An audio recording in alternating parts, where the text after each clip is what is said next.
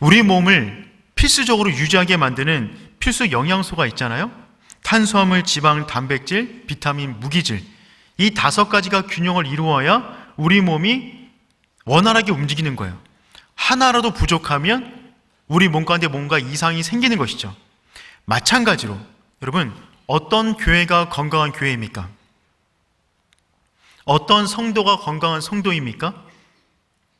모든 교회와 모든 성도마다 강점이 있습니다. 하지만 그 강점이 우리의 건강도를 책임지지 못합니다. 우리의 연약한 부분, 낮아져 있는 부분을 끌어올리지 않는 한 우리 인생 역시 연약할 수가 있다는 것이죠. 지난주와 오늘에 이어서 교회의 건강한 모습을 함께 살펴보고 있습니다. 지난주에 건강에 5가지 조건이 있는데 2가지를 살펴보았어요. 기억나시죠? 그러기를 축복합니다. 첫 번째는 뭐였냐면 교육 공동체 디다케라는 거였고요. 2번째는 예배 공동체 레이투르기아라는 것을 말씀드렸습니다. 여기 약간 어려운 용어들이 등장하는데 헬라어입니다. 그런데 우리가 몸 진료 받기 위해서 병원 가면 의사분들이 원어를 막 쓰시잖아요. 뭔가 전문가처럼 보이지 않으신가요?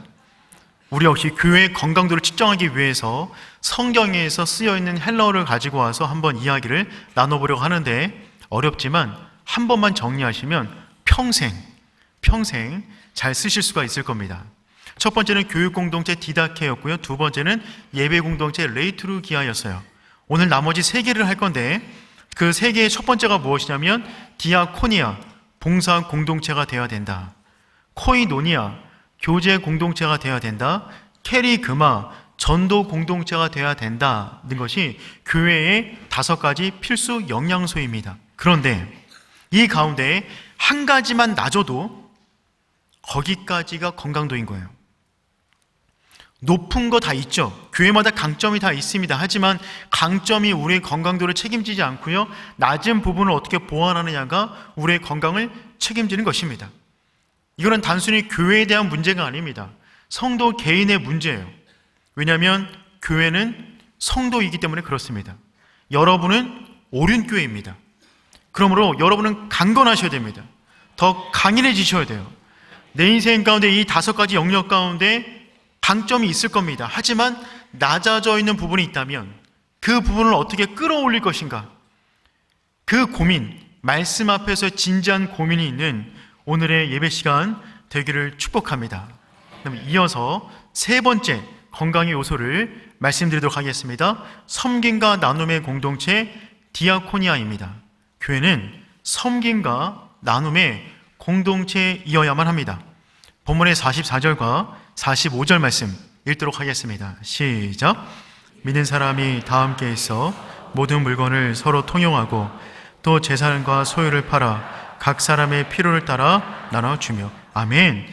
의미 있는 단어 4개가 등장하는데 그것은 무엇이냐면 함께, 통용, 팔아, 나눠주며. 함께, 통용, 팔아, 나눠주며. 이들은 삶이 넉넉하지 않았어요. 그 당시 로마의 압제 가운데 있었습니다. 삶 자체가 힘들었어요. 그런데 이들은 어떻게 살았냐면 끊임없이 함께하고 통용하고 팔고 나눠주었어요. 이 4가지 단어가 일회적인 동사가 아니라 계속되는 미완료 동사로 쓰여졌습니다. 이 말은 무슨 말이냐면 그러한 일이 있을 때마다 계속해서 함께하고 통용하고 팔고 나눠줬다는 것입니다. 여러분, 이 말은 교회 공동체가 사유재산을 인정하지 않는다는 말이 결코 아닙니다. 그거는 극단적 이단에서 행하는 행태죠. 여러분, 만약에 단번에 팔았다면 일회적인 동사로 끝났을 것인데 이 4개 동사는 전부 다 계속적인 동사였어요. 즉, 그러한 사람이 눈에 보일 때마다 자신의 인생 가운데 조금을 나눠주는 인생을 살았다는 것입니다. 초대교회는 이러한 모습으로 그들의 존재감을 보여주었어요. 나는 초대교회 성도이다 라고는 존재감을 이 땅 가운데 예수님의 보이지 않는 손과 발의 역할을 감당함으로 그 존재감을 보여주었다는 것입니다. 여러분, 교회의 존재감이라는 것은 건물의 크기에서 오지 않습니다. 교회 존재감이 사역의 화려함에서 오지 않습니다. 교회가 이 땅 가운데 어려움이 있는 곳, 아픈 곳, 낮은 곳을 더욱더 내려갈 때, 그들의 손과 발이 되어줄 때 교회는 교회로서의 존재감을 드러내는 것이죠. 성도 역시 마찬가지입니다. 우리가 이 땅 가운데 하나님께서 하나님의 백성으로 심어주셨는데, 우리가 이 땅 가운데 존재감을 드러내야 되는데 그 존재감은 다른 것이 아닙니다. 우리 인생 가운데 누군가의 인생과 함께 할 때, 그때 우리의 존재감이 드러나는 것이죠. 예수님께서는 제자들에게 너희가 누구인지 정체성을 분명하게 말씀해 주셨어요. 마태복음 5장 14절 말씀인데 우리 다 같이 함께 읽어볼까요? 시작. 산 위에 있는 동네가 숨겨지지 못할 것이요. 아멘. 너희는 세상의 빛이라. 빛이 될 거야가 아니라 빛이라. 너희는 빛이야. 여러분, 빛의 존재감은 어떻게 드러납니까? 빛이 뭘 해야 빛의 존재감이 드러나죠? 그냥 빛은 가만히 있으면 존재감이 드러나는 거예요. 빛이 굳이 뭐 하려고 노력하지 않습니다. 그냥 빛은 빛으로 있으면 어둠은 물러가게 되는 것이죠. 그걸로 존재감이 드러나는 것입니다. 너희는 세상의 빛이라. 이 말은 무슨 말이냐면 너희의 존재감이 이 땅 가운데 빛으로 드러나야 되는데, 그것은 내가 억지로 무언가를 하기 위해서 쥐어짜는, 원하지도 않는데 그런 삶을 살아감으로 존재감을 드러내는 것이 아니라, 너희는 정말 그냥 있으면 그 존재감이 흘러넘치는 존재가 돼야 돼. 지금 그걸 말씀하시는 거예요. 그런데 그 빛이 무엇이냐면 마태복음 5장 16절 보면 다음과 같이 설명해 주고 있습니다. 읽어볼까요? 시작. 사람 앞에 비치게 하여 그들로 너희 착한 행실을 보고 하늘에 계신 너희 아버지께 영광을 돌리게 하라. 아멘. 그 빛이 뭐라고요? 너희의 착한 행실입니다. 이 땅 가운데 우리가 빛으로 살기를 원한다면 우리의 착한 행실을 누군가가 볼 수 있는 일들이 많이 일어나야만 합니다. 그것이 없으면 우리는 빛이라고 이름은 받았으나 빛으로 살아가는 것이 아니에요. 그럼 여러분, 누가 이와 같은 빛된 인생을 살아갈 수 있을까요? 누가 이처럼 섬김과 나눔의 삶을 살아갈 수 있겠습니까? 예수 그리스도의 은혜를 풍성하게 누리는 사람만이 그와 같은 인생을 살아갈 수가 있어요. 요한일서 4장 19절 말씀 우리 읽어볼게요. 시작. 우리가 사랑함은 그가 먼저 우리를 사랑하셨음이라. 아멘. 우리가 누군가를 사랑함은, 우리가 주님을 사랑하듯 아니면 우리가 다른 사람을 사랑하든지 간에 누군가를 사랑함은 그가 먼저 우리를 사랑하셨기 때문에 그래요. 그 사랑이 우리 안에 공급되면 우리 안에서 흘러넘칩니다. 그 사랑이 흘러넘쳐서 자연스럽게 보여지는 모습이 섬김과 나눔이에요. 그러니까 너희는 빛인데 착한 행실을 행해야 되는데 그것은 억지로 행하는 것이 아니라 너희 안에 그 사랑이 흘러넘치면 너희는 그런 삶을 살아갈 수가 있어. 지금 이렇게 말씀하시는 것입니다. 여러분, 초대교회는 함께 모여 통용하고 팔아 나눠주었어요.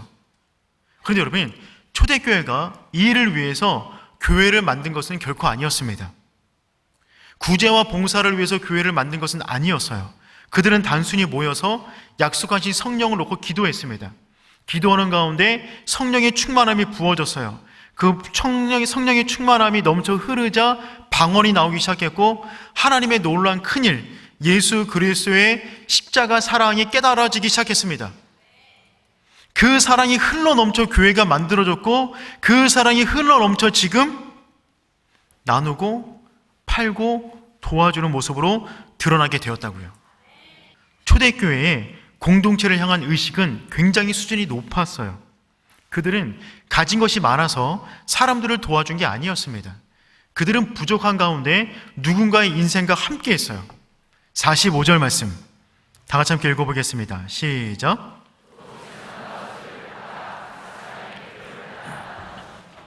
아멘. 여기 보니까 나눠주는데 각 사람의 필요를 따라 나눠주었다라고 기록이 되어 있습니다. 이 단어가 굉장히 중요해요. 여러분, 원하는 만큼 준 것이 아니라 필요한 만큼 주었어요. 우리가 이 땅 가운데 무언가를 소유할 때 두 가지 방향이 있는 것 같습니다. 첫 번째는 원함 중심의 삶이에요. 원하는 것을 다 소유한다는 것이죠. 두 번째는 필요 중심의 삶입니다. 필요를 위한 것만 몇 가지를 갖는 거죠. 그런데 원함 중심의 삶이라는 것은 만족감이 없습니다. 우리 인생이 원래 욕망이라는 것이 끝이 없기 때문에 채워지지가 않아요. 그래서 원함 중심의 삶에는 만족이 없어요. 아마 여러분 오늘 아침 교회 나오실 때도 이 사실을 발견하셨을 것입니다. 여러분 교회 나오기 위해서 꽃단장 하시고 좋은 옷 입기 위해서 옷장을 열었는데 입을 옷이 있어요? 없어요? 없어요. 근데 옷이 있습니까? 없습니까? 있어요. 근데 없어요. 옷은 많은데 내가 지금 원하는 옷이 없다 이거죠. 신발장을 열었는데 신발이 많은데 신발이 없어요. 세상 천지 먹을 게 그렇게 많은데 오늘 점심 먹을 게 안 보여요. 뭘 먹어야 될지 모르겠단 말입니다. 원함 중심의 인상이라는 것이 원래 채워지지가 않습니다. 근데 필요 중심의 삶은 어떻죠? 옷은 한 두 벌이면 됩니다. 신발 한 두 개면 됩니다. 넥타이 한 두 개면 되겠더라고요. 저도 오늘 넥타이 이거 메고 나오는데 한 5분 고민했습니다. 결국 비슷한 거 메고 나왔는데 늘 고민하게 되는 것 같아요. 여러분, 이 사람들은 어떤 인생을 살았냐면 필요 중심의 인생을 살았어요. 가진 게 많아서 누군가를 도와준 게 아니에요. 자기 인생에 필요한 것을 제한했습니다. 그 인생을 제한하고 더 원하는 것이 있다면 그 원하는 것으로 자기를 채우는 것이 아니라 그 원하는 것을 누군가의 필요로 채워줬어요. 그래서 이들은 필요 중심의 인생을 살았다고요. 누구나 주변을 돌보는 사람들은 가진 것이 많기 때문에 돌보는 것이 아닙니다. 누군가의 필요한 부분이 보여지니까 자기가 마땅히 소유할 수 있지만 그것을 흘려보내는 것이죠. 우리 가정과 내 삶 안에만 매몰되어 있는 것이 아니라 우리 주변에 누군가 필요를 원하는 사람들에게 우리 시선이 흘러가는 저와 여러분이 되었으면 좋겠습니다. 그런데 초대교회에 놀라운 점은 또 뭐가 있냐면 도움을 받는 사람 역시 원함 중심의 도움을 구한 것이 아니라 필요 중심의 도움을 구했어요. 여러분 도움도 계속 받다 보면 나중에 조금 도와주면 화가 납니다. 근데 이들은 필요 중심의 것에만 만족했어요. 필요를 따라 나눠주며. 그래서 도움을 주는 사람이나 도움을 받는 사람이나 서로 감정상의 소비가 없었습니다. 이들의 장면을 놓고 크리소스톰은 다음 같은 글을 남겼어요. 아무도 가난하지 않았고 아무도 시샘하지 않았으며 아무도 인색하게 굴지 않았다. 거기에는 교만도 치욕도 없었다. 가난한 사람들은 부끄러움을 몰랐으며 부자들은 거만함을 몰랐다. 얼마나 아름다운 공동체입니까? 이 공동체가 우리의 공동체가 되기를 소망합니다. 네 번째, 건강한 교회는 어떤 교회냐면 교제 공동체입니다. 코이노니아 교제 공동체입니다. 46절 말씀 다 같이 함께 읽어보겠습니다. 시작. 성전에 모이기를 힘쓰고 집에서 떡을 떼며 기쁨과 순전한 마음으로 음식을 먹고. 아멘. 여러분, 이들은 모일 때마다 너무 좋았어요. 그래서 계속 모였어요. 모여서 계속 교제를 나누는 거예요. 여러분, 어떤 교회가 건강한 교회입니까? 모이면 너무 좋은 거예요. 집에 가고 싶지 않은 거예요. 소그룹으로 또 모이는 거예요. 계속해서 모이는 공동체, 행복한 공동체이죠. 어떤 성도가 건강한 성도예요? 성도 간의 모임 안에서 건강한 대인관계를 누리는 것입니다. 풍성한 관계를 누리는 거예요. 관계가 좋아야 건강하다고 할 수 있는 것입니다. 이 교제, 이 부분이 코이노니아라는 뜻이에요. 코이노니아라는 말 자체 안에 공동이라는 의미가 들어가 있습니다. 나누다, 섬기다, 이런 의미가 들어가 있는 단어가 이 코이노니아라는 단어예요. 이 단어는 어떤 뜻이냐면 예배 마친 다음에 함께 식당에서 밥을 먹고 소그룹 할 때 함께 음식을 나눠 먹고 여러 가지 이야기를 나누고 이런 것만 의미하지는 않습니다. 여기서 말하는 교제는 어떤 것이냐면 예수 그리스도를 중심으로 나누는 교제를 의미해요. 여러분, 이들은 46절의 말씀에도 보면 날마다 마음을 갖춰 성전에 모이기로 힘쓰고 집에서 떡을 떼면서 함께 교제를 나누었어요. 이 떡을 뗀다는 말이 무슨 말이냐면 단순히 배를 채우는 것이 아니라 성만찬과 애찬을 해야겠다는 말입니다. 그래서 그들의 교제의 중심에는 예수 그리스도가 있었어요. 그들은 교제하면서 예수 그리스도를 먹었어요. 예수 그리스도로 자신 안을 채웠어요. 그래서 그들의 교제는 예수가 충만한 교제였습니다. 모이면 예수님이 충만해요. 모이면 내 심령 안에 예수로 가득 차요. 내 머리와 내 심령과 내 모든 문제 가운데 예수로 채우는 것이죠. 이 땅 어디에도 누릴 수가 없는 그 엄청난 교제의 풍성함이 이들 안에 있었다는 것입니다. 저는 바라기를 우리의 모든 모임마다 이와 같은 온전한 코이노니아가 이루어지기를 간절하게 소망합니다. 근데 여러분, 성경에 나와 있는 교회들 가운데도 이와 같은 교제를 온전히 못 누렸던 교회들이 굉장히 많습니다. 예를 들어서 대표적인 교회가 고린도 교회예요. 고린도 교회는 굉장히 강점이 많은 교회였습니다. 그럼에도 불구하고 그들 가운데 수많은 문제들이 일어났어요. 그 문제가 일어났던 그 진원지가 어디였냐면 교제의 모습이었어요. 교제의 공간이었어요. 정말 탁월한 은사도 있었고 물질도 있었고 크기도 컸지만 그들 안에 교제가 일어날 때마다 문제가 벌어졌던 것이죠. 당시 성찬과 애찬을 할 때 사람들이 집에 있는 음식을 가지고 왔습니다. 그래서 함께 놓고 나눠 먹는 거예요. 그런데 어느 순간에 부자들이 음식을 좋은 걸 많이 가져왔겠죠? 근데 삥 둘러 앉아있는데 부자끼리 뭉쳐갖고 자기들이 먼저 먹는 거예요. 반면 가난한 사람들은 먹을 게 없으니까 그냥 멀뚱멀뚱 있는 겁니다. 부자들은 너무 많이 먹어서 배가 부르고 소화도 안 되고 술도 많이 먹어서 취하는 일이 벌어졌어요. 함께 교제하려고 모였는데 선을 긋고 패거리 문화를 만든 것입니다. 고린도전서 11장 21절 22절 말씀 다 같이 함께 읽어볼게요. 시작.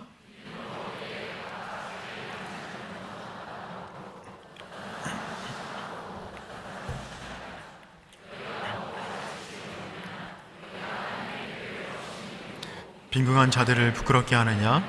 내가 너에게 무슨 말을 하랴? 너희를 칭찬하랴? 이것으로 칭찬하지 않노라. 아멘. 여러분, 이 말씀에도 보니까 함께 모였는데 누구는 배부르고 누구는 취하고 누구는 굶주리고 그들의 교제가 있어야만 했던 예수 그리스도의 충만함이 사라졌던 것입니다. 그런 교회는 건강성을 쉽게 잃어버리는 것이죠.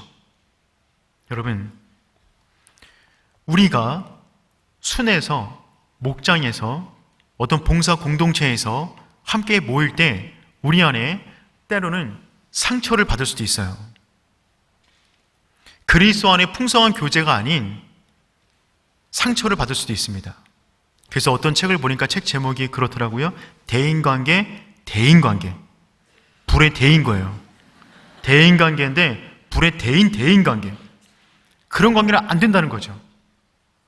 우리 공동체의 모임이 그럴 수도 있습니다. 경험상 우리도 다 그런 경험 있잖아요. 놀라운 것은 다 상처받았는데 상처를 준 사람은 없대요. 근데 여러분, 그렇다 할지라도 우리는 공동체로 끊임없이 만나야만 합니다. 왜요? 그 부분이 낮으면 우리 역시 건강성을 유지할 수 없기 때문에 그래요. 예배만 드리고 흩어진다? 우리의 건강성을 보장하지 못합니다. 예배만 잘 드린다고 우리가 주님 안에서 강건한 삶을 살아갈 수 있는 것이 아니죠. 그래서 이 고린도 교회를 향한 이 어마어마한 문제가 벌어진 이들을 향한 하나님의 처방은 무엇이냐면 고린도 후서 13장 13절 말씀입니다.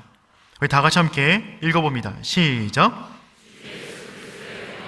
하나님의 사랑과 성령의 교통하심이 너희 무리와 함께 있을지어다. 아멘. 갑자기 주무시다가 집에 가시면 안 돼요. 지금 축도한 거 아닙니다. 여러분, 이 본문의 말씀이 축도의 말씀이거든요. 근데 이 축도의 말씀이 이게 왜 나온 거냐면 이 고린도 교회의 이 문제를 해결하기 위해서 이 말씀을 주신 거예요. 그러니까 이들의 문제는 어떻게 해결할 수 있냐면 주 예수 그리스도의 은혜와 하나님의 사랑과 성령의 교통하심, 성부 하나님 안에서의 온전한 연합, 교통 속에서만 교회의 모든 문제가 해결될 수 있다는 것입니다. 여기서 성령의 교통이라는 이 헬라어 단어가 무엇이냐면 코이노니아예요. 즉 성령의 충만한 교제가 너희에게 함께 있을지어다. 우리가 매번 예배 때마다 이 축도의 말씀을 받고 있는데 우리가 온전한 교제를 누리지 못한다면 우리는 축도를 무색하게 만드는 것이죠. 성삼위 하나님 안에서의 온전한 충만한 기쁨, 그 기쁨이 우리가 이 땅에서 누릴 수 있는 최고의 기쁨이 되는 줄 믿습니다. 그 기쁨에 취하면 견딜 수 없어요. 그래서 어떻게 하냐면 자신의 집을 오픈합니다. 46절 보면 집에서 떡을 떼며, 집에서라는 단어는 집마다 돌아다니며 이런 뜻이에요. 그러니까 집마다 돌아다니며 자신의 사적 공간을 계속해서 오픈했던 것입니다. 왜요? 너무 보고 싶은 거예요. 너무 그리운 거예요. 그 모임이 너무 좋았던 거예요. 너무 좋으니까 또 만나고 싶은 거죠. 집집마다 집을 다 오픈하는 거예요. 우리 집에도 와주세요. 우리 집에도 와주세요. 우리 집에도 와주세요. 그래서 그들 안에 어떤 일이 벌어지냐면 46절 말씀 다시 한번 읽어볼게요. 시작. 성전에 모이기를 힘쓰고 집에서 떡을 떼며 기쁨과 순전한 마음으로 음식을 먹고. 아멘. 보니까 집에서 떡을 떼며 집집마다 돌아다니며 떡을 떼며 그 안에 뭐가 있었다고요? 기쁨과 순전한 마음이 있었대요. 여기서 말하는 기쁨은 최고의 기쁨이에요. 기쁨이 충만했다. 순전함은 뭐냐면 경건함이에요. 그러니까 기쁨인데 어떤 기쁨이냐면 경건한 기쁨이 충만했던 거죠. 이 땅에서 맛보는 그러한 수준 낮은 기쁨이 아니라 너무 기쁜데 경건한 기쁨. 단순히 기쁜 게 아니라 내 입만 웃는 것이 아니라 영혼이 즐거워하는 거예요. 경건한 기쁨. 그 기쁨이 이 공동체 안에 충만했어요. 이 기쁨은 세상에서 누릴 수 있는 것이 아니었어요. 세상에서 느낄 수 있는 것도 아니었어요. 차원이, 격이 완전히 다른 기쁨.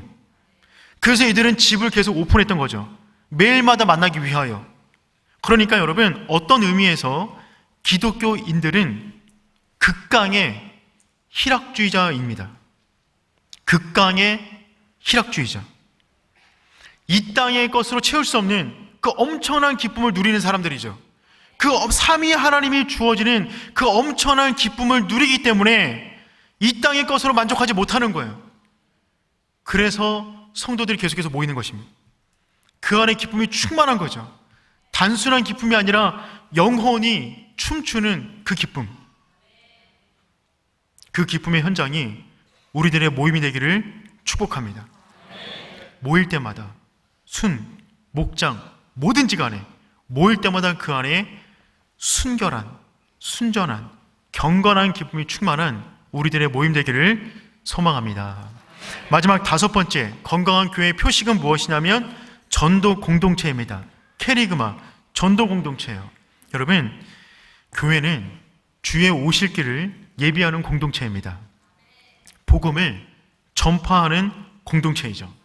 캐리그마라는 단어는 무슨 말이냐면 자신에게 위탁된 메시지를 권위 있게 전달하다라는 의미예요. 즉 내가 느낀 하나님, 내가 경험한 하나님을 나의 인격과 삶을 통과하여 누군가에게 증거하는 것, 그것이 캐리그마 전도입니다. 여러분, 교회는 반드시 전도하는 공동체가 되어야 합니다. 성도는 반드시 입술을 열어 전도하셔야 됩니다. 단순히 하고 말고의 문제가 아니에요. 낮으면 거기까지 차는 거예요, 은혜가. 이것을 끌어올리셔야 됩니다. 47절 말씀 보니까 이런 말씀이 기록되어져 있어요. 읽어볼게요. 시작. 주께서 구원받는 사람을 날마다 더하게 하시니라. 아멘. 보니까 주께서 구원받는 사람을 날마다 더하게 하시니라. 여러분, 초대교회는 날마다 부흥이 일어나는 교회였어요. 날마다 새 가족이 오는 교회였어요. 날마다 하나님 안에서 복음을 전파하고 사람들 생명을 낳는 놀라운 일이 그 안에서 일어났다는 것입니다. 그런데 이 본문에서 중요한 것은 주께서 구원받는 사람을 날마다 더하게 하시니라. 누가 그 역사를 행하셨냐면 주께서 하셨대요. 주께서 이 교회 가운데 날마다 구원받는 사람을 더해 주셨어요. 즉 전도와 선교는 하나님이 하신 일입니다. 우리는 사람을 변화시킬 수 없어요. 단지 말할 뿐이에요. 하나님이 변화시키세요. 그러면 우리가 해야 될 일은 무엇이죠? 주께서 다 하시면 우리는 뭐 해야 됩니까? 5가지 건강한 모습을 부단히 유지하는 겁니다. 하나님이 어떤 교회에게 날마다 생명이 살아나는 부흥의 역사를 시작하시겠어요? 하나님의 귀한 자녀를 어느 교회에 보내시겠어요? 건강한 교회입니다. 그래서 우리는 이 건강성을 유지하셔야 돼요. 하나님의 임재가 충만한 예배를 드리기 위해서 예배 준비를 잘 하셔야 됩니다. 예배 가운데 모든 시야를 받고 하나님만 바라보셔야 돼요. 거기서 끝나는 것이 아니라 교육 공동체를 이루기 위해서 더 말씀을 배우는 거죠. 배움이 알미 삶으로 연결되고 삶이 알므로 연결되는 그 인생을 살아가는 것입니다.